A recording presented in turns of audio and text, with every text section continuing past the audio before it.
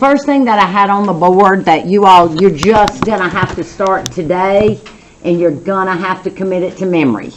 Y'all, there are 4 key words that when you see them, you just need to think, I've got to solve this quadratic by factoring. Or maybe you just say, I got to factor, then solve it. So important. This will be here to see that all of these are the same. Roots, solutions, zeros, and x-intercepts. They're all the same thing. The answer to those is the same as solving the quadratic like we did yesterday and like you're going to do today, okay? So you need to be prepared. On your test, it could say find the zeros. You're still solving the quadratic by factoring.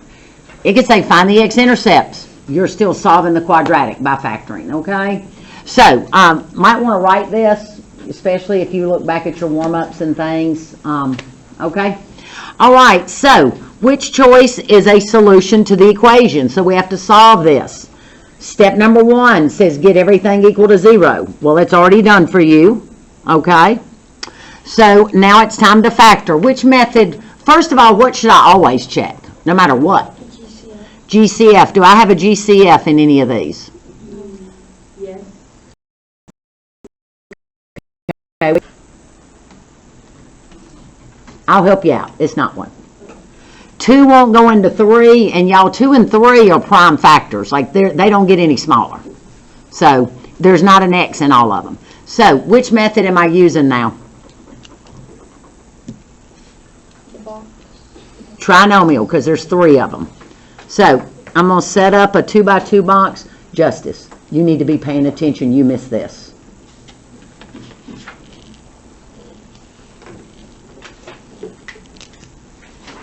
Two by 2 box. First term, first box. Last term, last box. And yesterday, what we found out we're forgetting to do is, y'all, we've got to multiply these 2 together. So, y'all, 6 goes at the top of my X. What goes at the bottom? -7, that middle term. I'm going to go ahead and throw my X's in the boxes. What are my magic numbers? 6 and 1. Okay, magic numbers are 6 and 1, but that's not exactly right. Yeah, they've got to be negative. When I multiply them, I get a positive, but when I add them, I get a -7. So my magic numbers are -6 and -1. So I've got to do greatest common factor here. We've got 2x and 1. We've got x and 3. So I'm going to set up my 2 parentheses. 2x and 1, x and 3. And both my signs are negative. And now to finish solving this, I said each factor equal to 0. So 2x minus 1 is equal to 0. X minus 3 is equal to 0.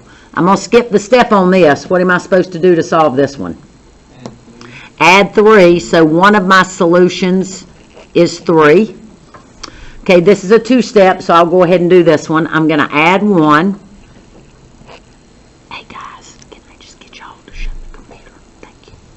I'm going to add 1, so I get 2x equals 1. Last step is to divide by 2. So my other solution is 1/2. And if you look, only one of those answers is there. I've seen them to ask for the sum of the solutions, the sum of the zeros. It's the same thing.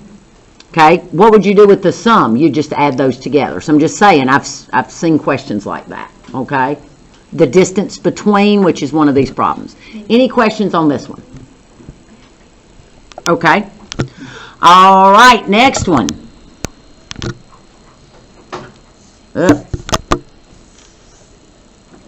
What is the value of the larger 0? Check it out, y'all. Yeah, we're still solving, y'all.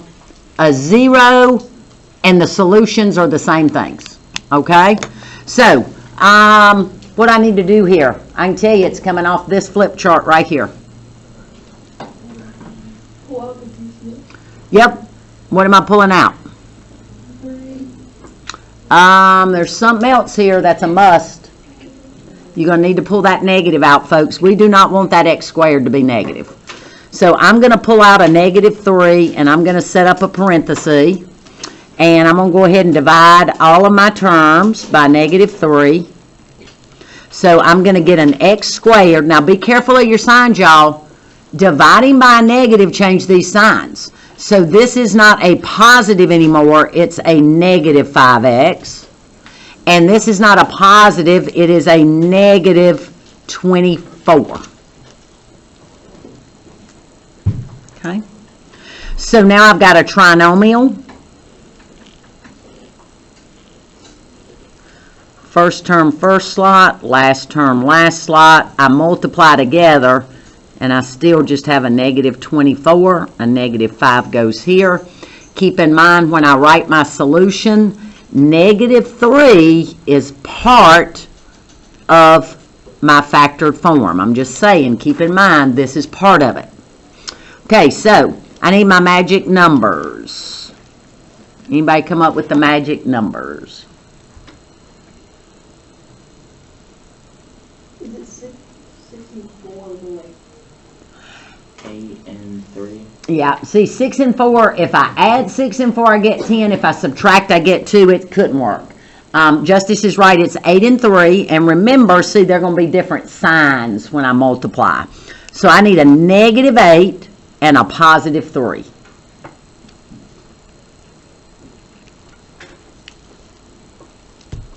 GCF here is x, GCF here is 3, GCF here is x, and GCF here is 8, and I pull the negative out with it because it shows up in both. Okay, so I'm going to fill these parentheses. I got an x and a 3. I've got an x minus 8. Signs are different, so my signs need to be different. Okay, now, finding the zeros, we still got to solve. Okay, I'll tell you, folks, if you stop here and try to find your answer, you could mess this up.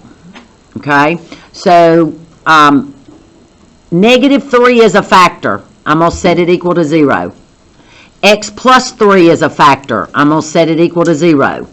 X minus 8 is a factor. I'm going to set it equal to 0. Who remembers what I said about this one right here? Yeah, there's no x in it. There's none to solve. It's just an extraneous solution. It's no good. So what do I do here?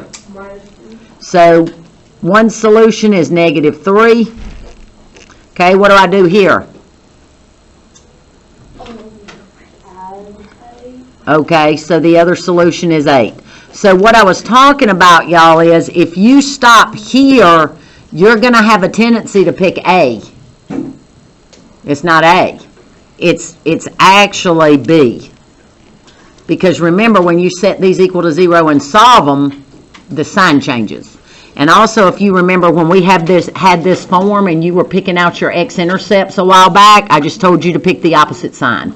Remember, x-intercepts, zeros, solutions, they're all the same. Okay, next one. Axis of symmetry. I just wanted to bring that back because we didn't do a lot with it. And if you looked it up on page 4 of your notebook, it said the axis of symmetry is the opposite of B over 2A. So I wanted you to look that up for yourself. So what is B in this function? Remember, the form is ax squared plus bx plus c. What's B? 16. So opposite of B would be -16. Divided by 2 blank, what's A?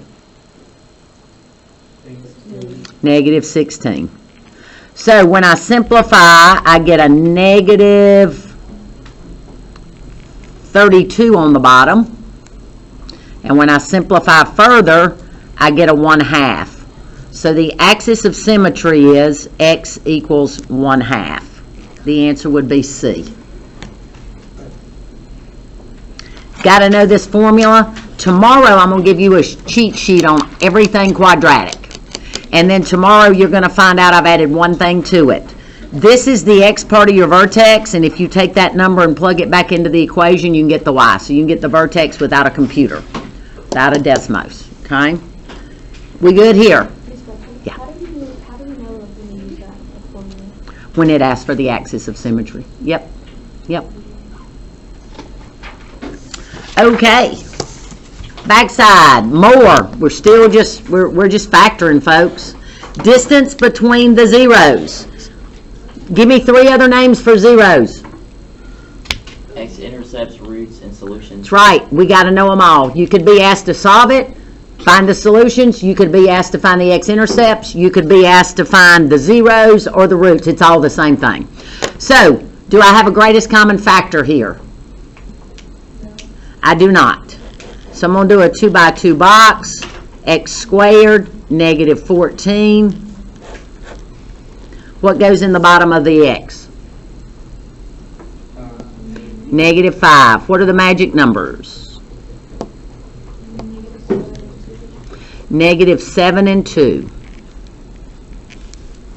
So we got to get GCFs. Okay.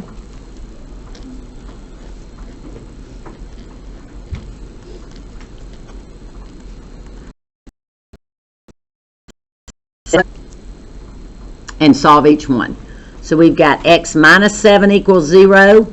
We've got x plus 2 equals 0. I'm going to skip this step, but how do I solve this one? So your 0 is going to be 7. How about here? 0 is going to be negative 2. Now look what it says. Find the distance between them. You can do it 2 ways. You can subtract one from the other. So it would be 7 minus a negative 2 to find the distance. Or you can just look at it on a number line. I've got negative 2. I'm going to 7. Negative 1, 0, 1, 2, 3, 4, 5, 6, 7. The distance is 9. How far apart they are is 9. The answer was C up here.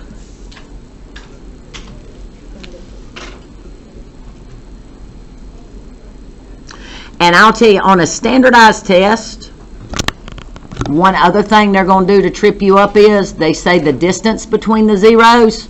They're probably going to have the zeros as answers to see if you'll pick one and miss the word distance between. So they can do that too to trip you up. Okay? All right, now we just got straight solve. Still the same thing. We got to get everything on one side. So what am I going to do? Subtract 24x. We want to get everything on one side. Okay?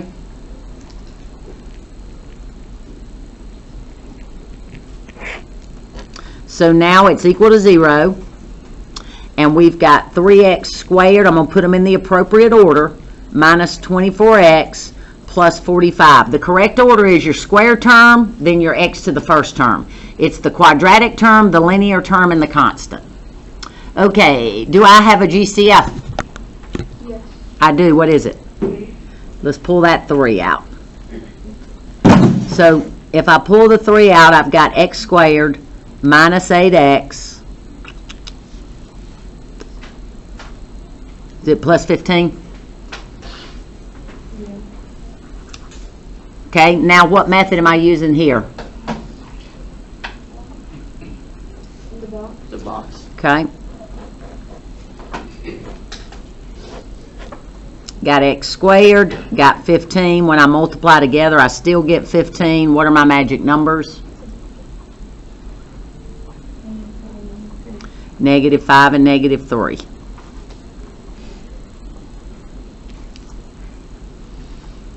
GCF-X, GCF-3, GCF-X, GCF-5. So now when I set this up, I'm going to have a 3 here. I've got an X and a 3 and an X and a 5. What are the signs in these? Negative. Look back there, they're negative. Set each one equal to 0. 3 is a factor, it's equal to 0. X minus 3 equals 0. X minus 5 equals 0. Tell me about that guy. Untrue. Not true. So here, if I add 3, one of my solutions is 3. If I add 5, the other solution is 5. Your answers are 3 and 5. Again, it could say, what is the sum of the x-intercepts? What would that answer be? 8. 8. see what I'm saying? It could say, what is the largest zero? What would that answer be? 5, Do you see what I'm saying? What is the smallest zero? 3, What is the smallest x-intercept? Still 3. What's the largest x-intercept? Still 5. What's the smallest root? What's the largest root? Because all those words are the same. Okay, here we go. Find the zeros. Still solving. What do I need to do? 21, Subtract 21x from both sides. So I'm going to put it in the right order. 3x squared minus 21x. Do I have a GCF? yes, What is it? 3x, It is 3x. So I'm going to set up a parenthesis. I'm going to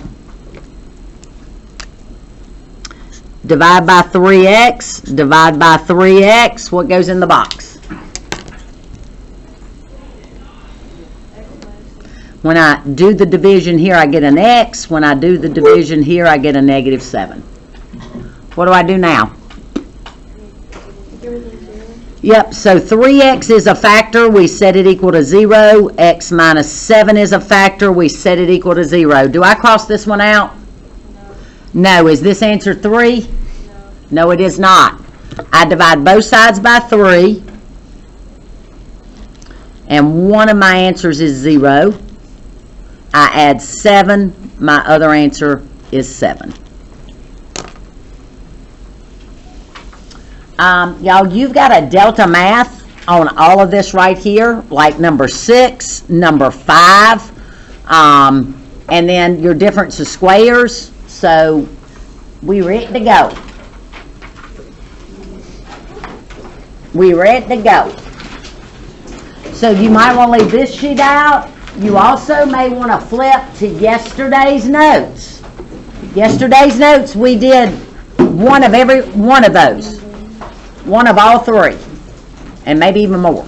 So you might want to pull yesterday's notes out. I will tell you folks, you have got to. You've got to get a piece of paper out. You do not want to try to do this without paper. You really wanted to work through these problems. Okay?